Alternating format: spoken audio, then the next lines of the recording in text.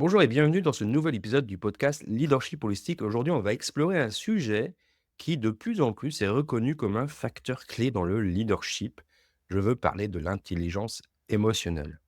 Mais alors pourquoi ce sujet est devenu si important pour les leaders d'aujourd'hui? C'est un atout incontournable pour le leadership car elle impacte non seulement la manière dont on gère ses propres émotions, mais aussi comment on comprend et on influence les émotions des autres.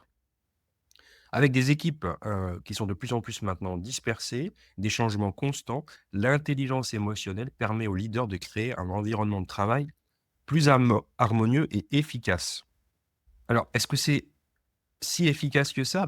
Par exemple, 71 des employeurs considèrent que l'intelligence émotionnelle est plus importante que la compétence technique pour évaluer des candidats. Elle est même liée aux augmentations salariales. Une personne avec une intelligence émotionnelle élevée gagne en moyenne 29 000 de plus par an que ceux qui ont une intelligence émotionnelle plus faible. Ça, c'est une étude américaine qui a démontré ça. Mais ça paraît énorme. Et ça se traduit comment dans l'entreprise? C'est ce qu'on va regarder aujourd'hui. On va plonger dans les études d'impact pour comprendre comment l'intelligence émotionnelle change réellement la dynamique des équipes, pardon, et les résultats d'entreprise. Et on va partager des exemples de leaders inspirants pour illustrer tout ça. Bienvenue donc dans ce nouvel épisode du podcast Leadership Holistique. Je suis Christophe Rousseau, ingénieur physicien, coach, certifié, podcasteur, écrivain et apprenti druide. Alors, qu'est-ce que l'intelligence émotionnelle dans le leadership? Qu'est-ce que ça veut dire dans le leadership? Alors, il y a plusieurs composantes de l'intelligence émotionnelle. La première, c'est la conscience de soi. C'est la capacité de reconnaître ses propres émotions et de comprendre comment elles influencent ses propres pensées et son propre comportement. Un leader conscient de soi sait identifier les situations qui va déclencher des réactions émotionnelles et peut ainsi mieux se gérer.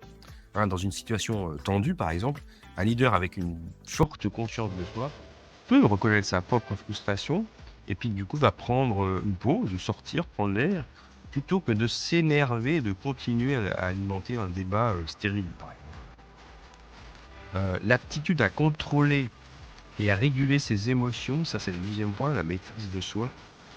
En particulier, comme on vient de le dire, dans des situations de pression et de stress, c'est hyper important pour un leader. Les leaders qui maîtrisent leurs émotions peuvent faire preuve de calme et de patience, même face à des défis qui peuvent contribuer à un environnement beaucoup plus stable de par cette attitude de gestion de ses propres émotions. Par exemple, 57% des managers estiment que les meilleurs employés possèdent une bonne maîtrise émotionnelle et que c'est un atout précieux pour éviter l'escalade des conflits. L'autre point aussi important, c'est la conscience sociale, la capacité de percevoir et de comprendre les émotions des autres, en montrant de l'empathie, en reconnaissant les besoins émotionnels de l'équipe. Les leaders dotés de cette compétence sont souvent perçus comme accessibles, attentionnés, favorisant une meilleure communication au sein de l'équipe. Je te donne un exemple tout simple. Un manager qui va remarquer la fatigue d'un collaborateur pourrait offrir de réorganiser son travail pour alléger temporairement sa charge, montrant ainsi une sensibilité aux besoins des autres. J'insiste sur le temporairement.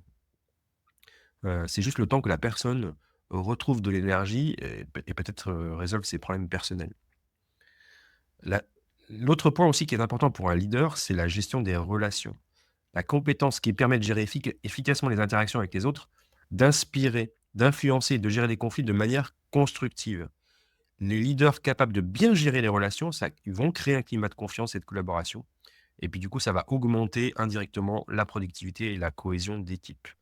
Un chiffre clé, 44% des managers estiment que la gestion relationnelle est cruciale, notamment pour guider les équipes en période de changement. Alors maintenant, on va se poser cette question de pourquoi l'intelligence émotionnelle, elle est cruciale en leadership? Ben, on en a déjà parlé un petit peu avant, hein, mais ça permet de créer un environnement de travail positif, parce que ces leaders avec une forte intelligence émotionnelle favorisent un climat où les employés vont se sentir compris et valorisés, ce qui va évidemment stimuler leur motivation et leur satisfaction. Euh, un exemple, un chiffre vraiment clé, hein, c'est que les employés qui travaillent pour un leader, un manager qui a un fort, quotient émotionnel, sont 4 fois moins susceptibles de quitter leur emploi que ceux qui ont un manager qui ont un faible, quotient émotionnel.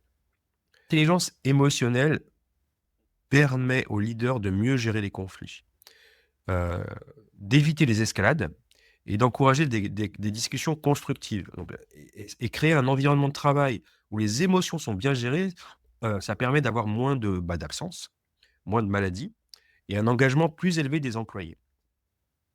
Ça permet aussi, l'intelligence émotionnelle, pour les leaders d'améliorer la productivité et la performance. Une étude a démontré que l'intelligence émotionnelle explique 58 du succès dans tous les types d'emplois, ce qui en fait la compétence la plus prédictive de la réussite professionnelle. C'est juste incroyable, quoi.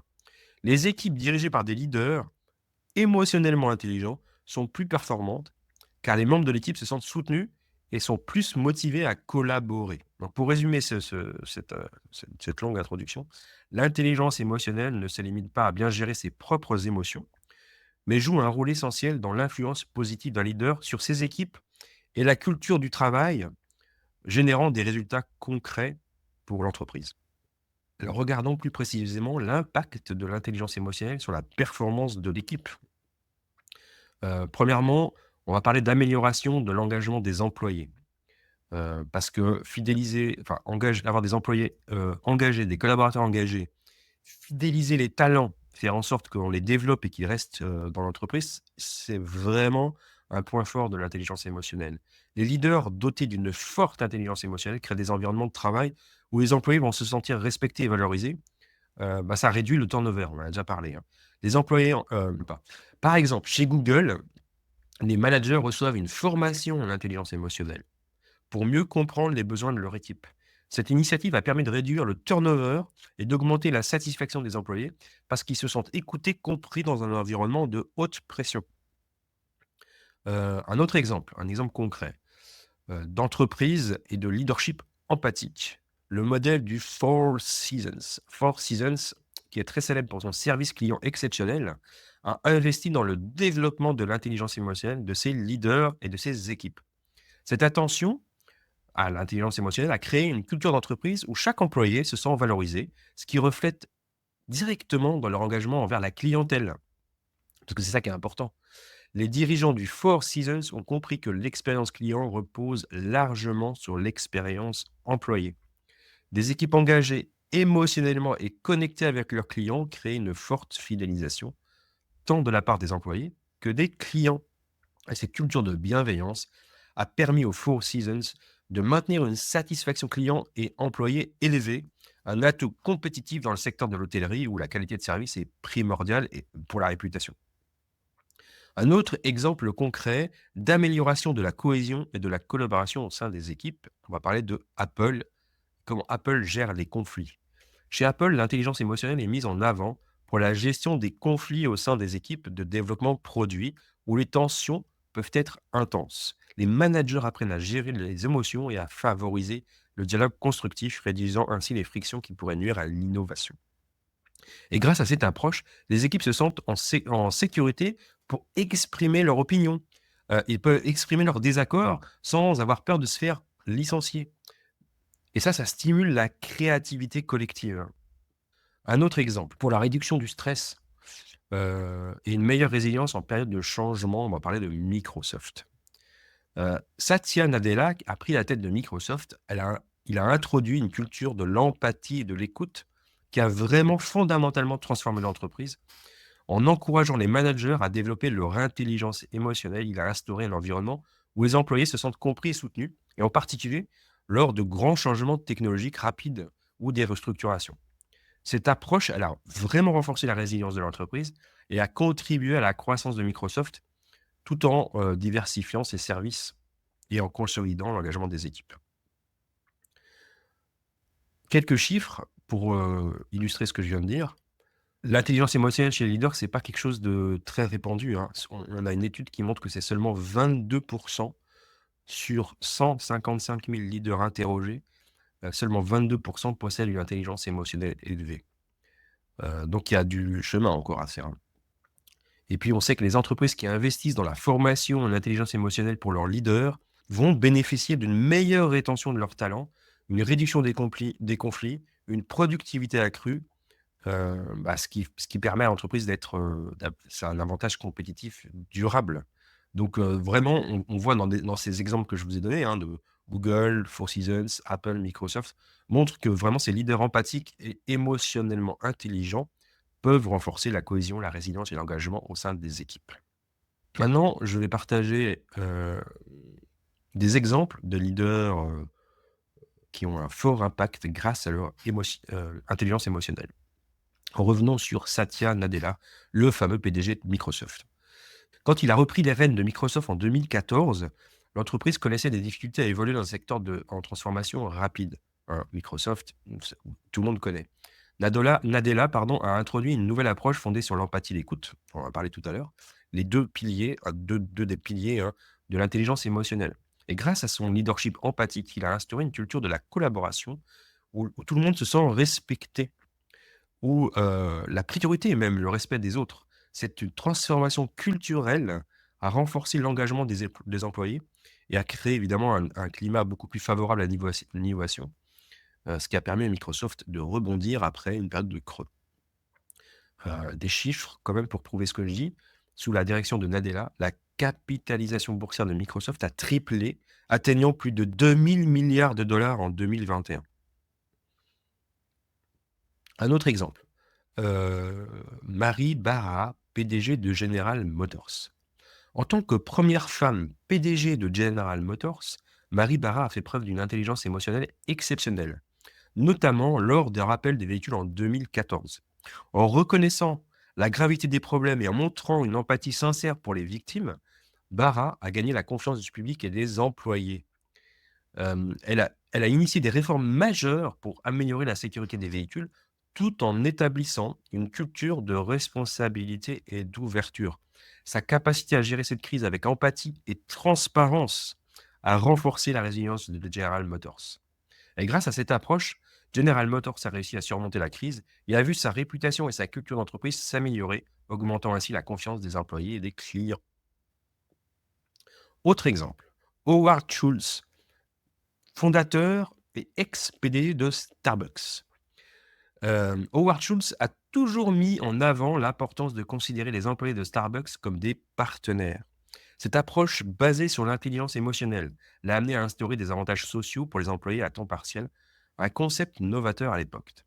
En développant un environnement de travail positif et en écoutant les besoins de ses employés, Schultz a su cultiver une loyauté forte parmi les collaborateurs de Starbucks, ce qui a permis de maintenir une excellente expérience client. La rétention des employés chez Starbucks est bien plus élevée que la moyenne du secteur, ce qui diminue les coûts de turnover et améliore la cohésion d'équipe et l'expérience client.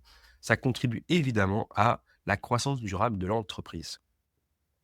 Alors, quelles sont les compétences spécifiques et les résultats observés euh, pour un leader empathique, émotionnellement intelligent? Euh, L'impact de l'empathie, premièrement.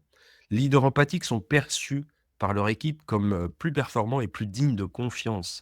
Cette qualité renforce la connexion émotionnelle au sein des équipes et ça augmente l'engagement et la motivation. Je prends un exemple. Je ne sais pas si vous connaissez Jacinda Ardern. C'est l'ex-première ministre de la Nouvelle-Zélande à l'époque du Covid-19. Pendant cette pandémie, tout le monde se rappelle bien évidemment, Ardern a mis en avant des mesures strictes tout en communiquant régulièrement avec empathie. Elle a écouté les inquiétudes de la population. Elle a répondu avec transparence et bienveillance, ce qui a renforcé la cohésion nationale de la résilience face à la crise. Grâce à une reconnaissance mondiale pour sa gestion de la crise, Ardern a permis à la Nouvelle-Zélande de maintenir un niveau de confiance élevé dans ses dirigeants et un fort soutien des politiques de santé publique. Et c'est vraiment un exemple, c'était un exemple de gestion euh, par rapport à ce qui s'est fait dans le reste du monde. Parlons maintenant de la gestion de conflits. On en a déjà beaucoup évoqué, hein. Quels sont les avantages de la gestion émotionnelle dans les conflits? Voilà, on sait, hein, je le répète, les leaders capables de gérer des conflits avec intelligence émotionnelle évitent les tensions inutiles et maintiennent un climat de respect mutuel, ce qui favorise la résolution rapide de problèmes.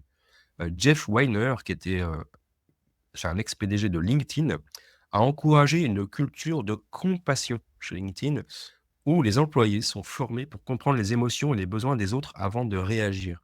Il a mis en place une initiative pour gérer les conflits en favorisant la compréhension mutuelle et la résolution pacifique. Cette approche a permis à LinkedIn de créer une culture collaborative et d'augmenter significativement l'engagement et la productivité des équipes, contribuant à une croissance continue de l'entreprise, hein. Donc, tous ces exemples montrent comment des leaders dotés d'une forte intelligence émotionnelle ont pu transformer la culture de leur organisation, renforcer la résilience et favoriser un climat de confiance, d'engagement et d'innovation. L'empathie et la gestion intelligente des conflits sont des compétences essentielles qui ont un impact direct sur la performance et le succès à long terme des entreprises.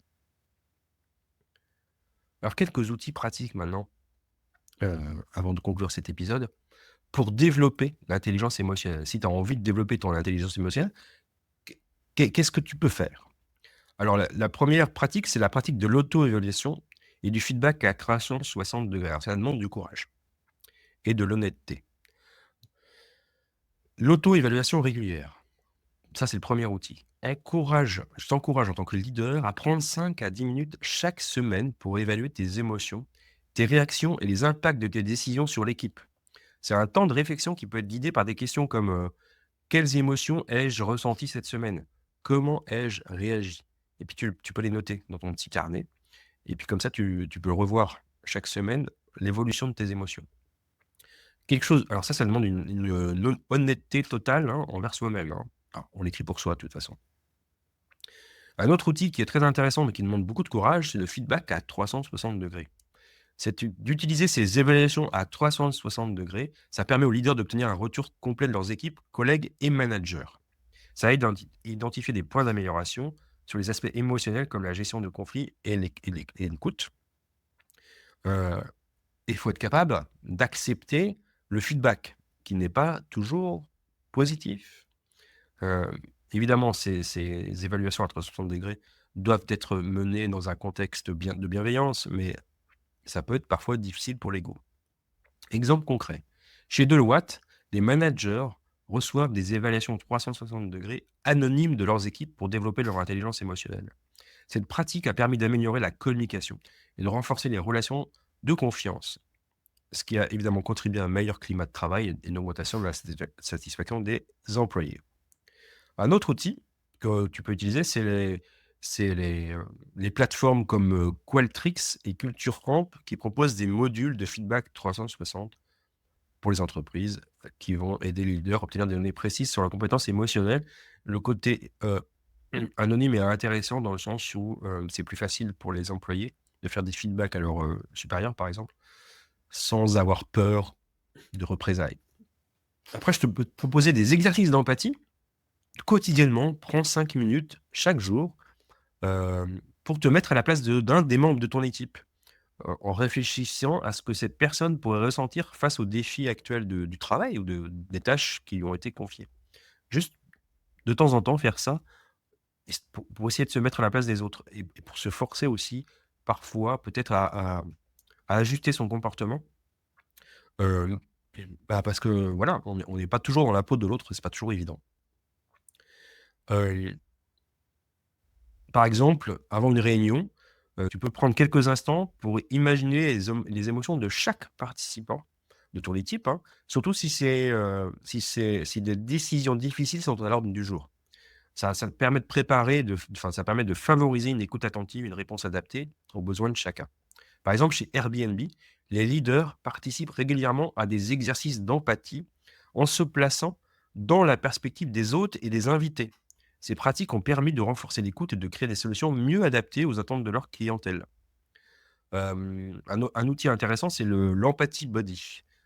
C'est-à-dire que c'est une application qui s'appelle Empathy Buddy qui propose des exercices guidés où les leaders peuvent s'entraîner à imaginer les services d'autrui, facilitant ainsi la pratique quotidienne de l'empathie.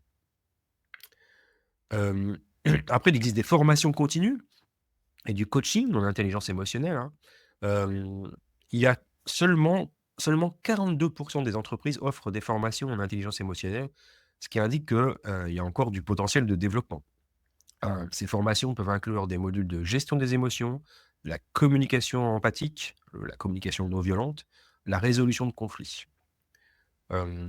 Évidemment, dans le leadership holistique, on a toute une partie en lien avec le développement de la communication non violente et le développement de l'intelligence émotionnelle. Par exemple, Google propose des formations en intelligence émotionnelle comme, Search Inside Yourself, qui est un programme initialement conçu en interne pour aider les employés à développer leur conscience de soi, leur empathie et leur bienveillance. Aujourd'hui, ce programme est accessible au public et continue d'aider les leaders du monde entier à affiner leurs compétences émotionnelles. Et puis, on peut évidemment prendre un coach personnalisé. Les entreprises peuvent proposer, hein, des coachs en intelligence émotionnelle qui vont faire du coaching, spécifique pour une personne ou pour une équipe, et qui vont donner, heu, un suivi, on va dire, plus spécifique pour dans un contexte spécifique. Et puis il y a des plateformes comme BetterHelp ou CoachHub qui proposent des coachs spécialisés en intelligence émotionnelle, mais ça, c'est plutôt en anglais. Et puis enfin, ben, je reviens à mon sujet favori, la pleine conscience. Ça vraiment, ça aide à développer la conscience de soi. Consacrer quelques minutes chaque jour à la pleine conscience. Donc j'en ai parlé dans d'autres épisodes, donc je t'encourage vraiment à aller écouter.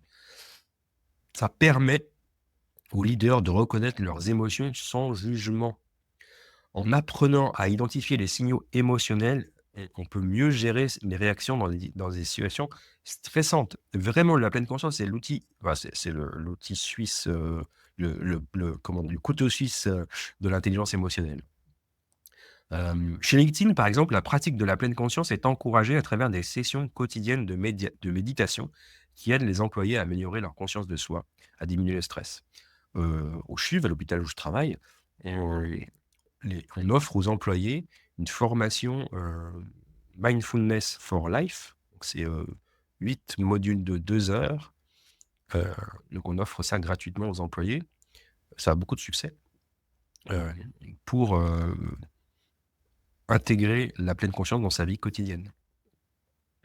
Alors il y a une application, très connue qui s'appelle Headspace qui propose des exercices de méditation spécifiques et on a aussi, Petit Bambou, hein, qui est une application gratuite qui permet de pratiquer la méditation et la pleine conscience.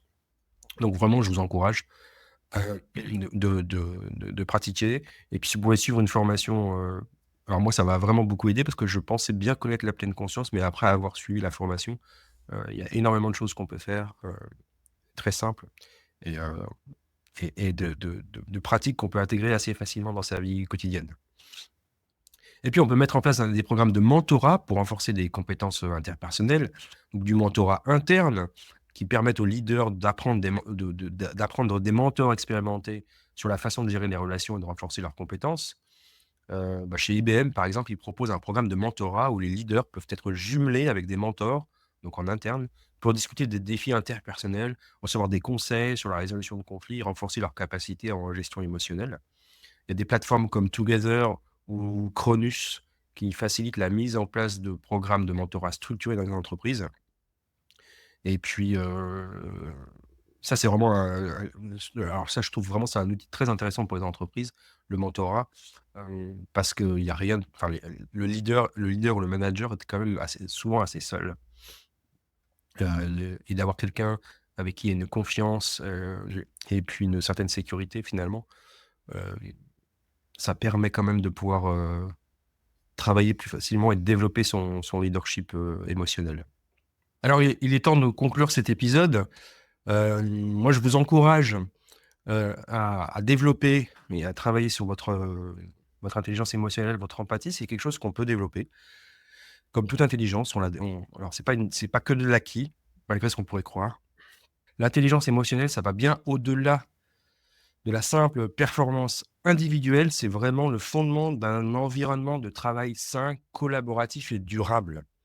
Les re les leaders émotionnellement intelligents cultivent des relations de confiance. Ils inspirent leurs équipes et créent des cultures d'entreprise plus résilientes et positives. Ce qui est important, c'est qu'on travaille sur le long terme quand on travaille sur l'intelligence émotionnelle. Non seulement L'intelligence émotionnelle améliore la performance et l'engagement de l'équipe, mais elle permet aussi aux leaders de traverser des périodes de changement avec plus de calme et d'efficacité.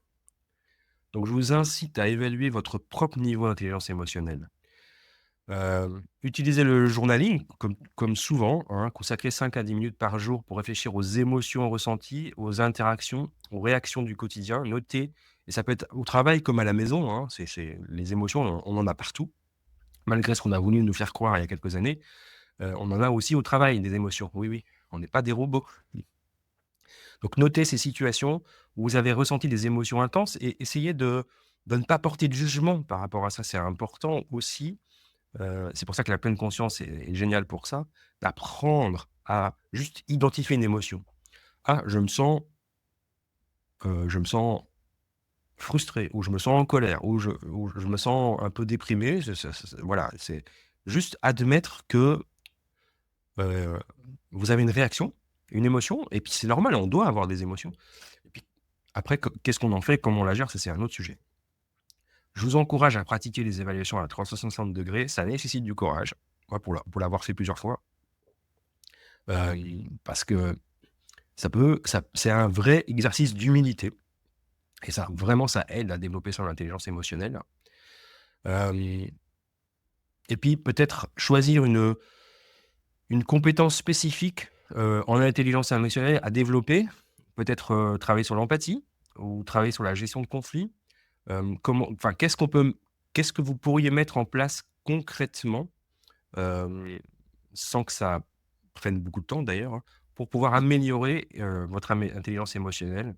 Et donc quels sont les outils que vous pourriez utiliser là, comme la pleine conscience ou comme, le journaling comme j'ai parlé tout à l'heure? Hem Je te propose un exercice tout simple. Lors de la prochaine, réunion de travail ou une interaction importante avec, des membres de ton équipe, essaye de te concentrer sur l'écoute active en posant des questions et en reconnaissant les émotions des autres. En pleine conscience, on a ce qu'on appelle le 50-50. C'est-à-dire que quand on parle avec quelqu'un, on consacre 50 de son attention, heu, à l'autre, à ce qu'il dit, et on consacre 50 en même temps, hein, à ses émotions, à son ressenti. Qu'est-ce que le fait la discussion que vous avez avec l'autre, et ça on peut le faire tout à fait au travail, on peut le faire à la maison avec ses enfants, avec son conjoint, sa conjointe, avec ses amis, en société. Pratiquer le 50-50, c'est vraiment, alors c'est de la pleine conscience, mais en même temps, ça permet de se faire cette écoute active, et vous verrez que ça va changer les relations avec les gens, parce que les gens vont voir que vous êtes à l'écoute, puis vous allez aussi savoir ce que ça provoque chez vous, la discussion, en termes d'émotions, et ça, c'est intéressant. Encore une fois, pas porter de jugement, hein. Développer son intelligence émotionnelle, c'est un cheminement. C'est une pratique continue, qui apporte non seulement des résultats concrets, mais ça peut être assez rapide, hein, d'ailleurs, en matière de performance, mais aussi une satisfaction personnelle et professionnelle plus profonde. Donc voilà ce que je voulais te dire aujourd'hui. Je te remercie de m'avoir écouté. C'est vraiment un sujet hyper important. On y reviendra probablement, l'intelligence émotionnelle. Donc évidemment, j'encourage, si vous n'avez pas fait, de lire le livre de David Goldman, l'intelligence émotionnelle. C'est un gros pavé, hein, mais vraiment, alors moi, ça a été une révélation. C'est mon chef à l'époque, dans les années, 80, non 2000, quand je travaillais à ST Microelectronics. C'était mon chef qui nous l'avait offert à tous ses responsables de prod là. Il nous avait offert ce bouquin, je crois que c'était à Noël, et je pense que c'était un des plus beaux cadeaux qu'on m'ait jamais fait. Lui était un très bon exemple de personne empathique qui vraiment qui était, une gestion émotionnelle, extraordinaire, et je trouvais intéressant qu'il offre ça à ses proches collaborateurs. C'était un beau cadeau. Alors il y a le livre de Goldman, il est un peu conséquent. Après maintenant, il y a d'autres livres, un peu moins importants, si on veut juste découvrir sans passer trop de temps. Et puis évidemment, je t'encourage à aller sur le site du leadership holistique. On te propose si c'est pas encore le cas, des formations autour de l'intelligence émotionnelle. Voilà, je te retrouve la semaine prochaine. La semaine prochaine, on va parler de respiration pour réguler son énergie. Donc, un sujet encore bien, bien passionnant et très, très utile pour les leaders holistiques. Voilà, en attendant, je te souhaite une belle semaine et prends soin de toi.